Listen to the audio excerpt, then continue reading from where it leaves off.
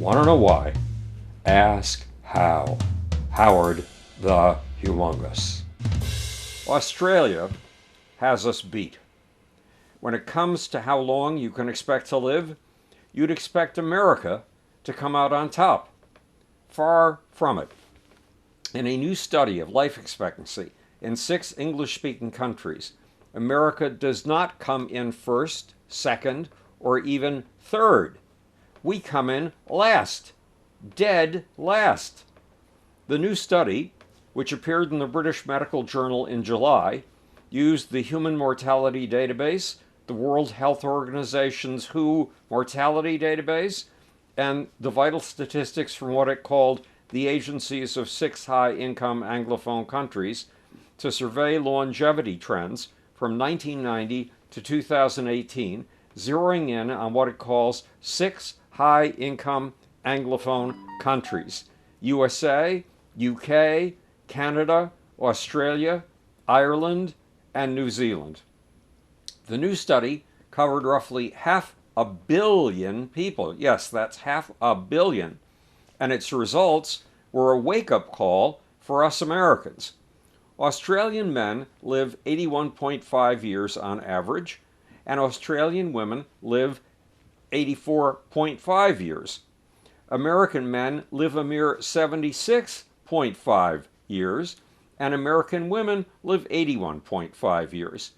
In other words, Australian men outlive American men by 5 years. That's a whopping half a decade. And Australian women outlive our women by 4 full years. In fact, we are behind Canada, Ireland, the United Kingdom, New Zealand, and way behind the champion, Australia. What accounts for Australia's blazing success and our miserable failure?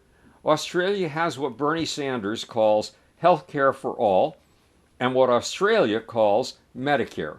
It has a solid, high-quality healthcare system that takes care of every Australian citizen, no matter how rich or poor. In addition, Australians have lower levels of obesity.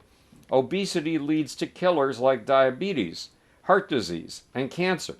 What's more, Australian citizens have a healthier diet, eating lots of fruits, vegetables, and whole grains. Australian women giving birth and the babies they give birth to are more likely to live through the birthing experience. Australians also have access to free, quality education. Education is linked to a longer life.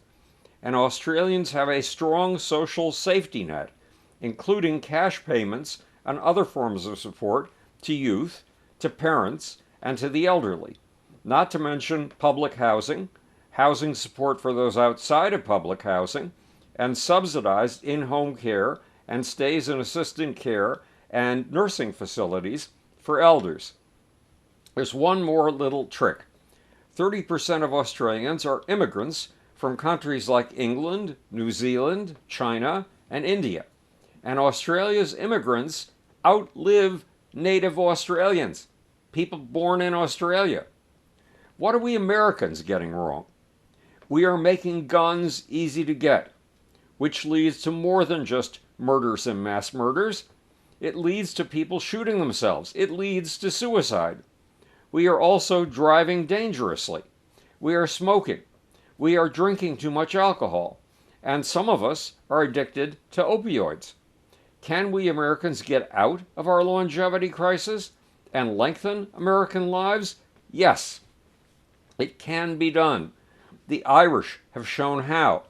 They've lengthened the average lifespan of their men by an astonishing 8.29 years. And their women's lives they have lengthened by 6.6 years since 1990. How? By improving their healthcare system, clamping down on smoking, increasing highway safety, improving tech infrastructure, lowering corporate tax rates, and attracting foreign companies like Google, Apple, Facebook, Microsoft, and Amazon to set up headquarters in Ireland.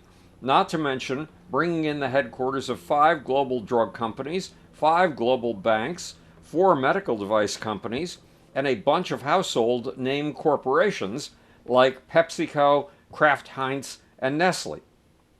Yes, we can lengthen American lives, but it may take a mix of two opposites: capitalism and socialism. This is Howard Bloom speaking to you from the future. It's your job and my job to make. Or, want to know why? Ask how.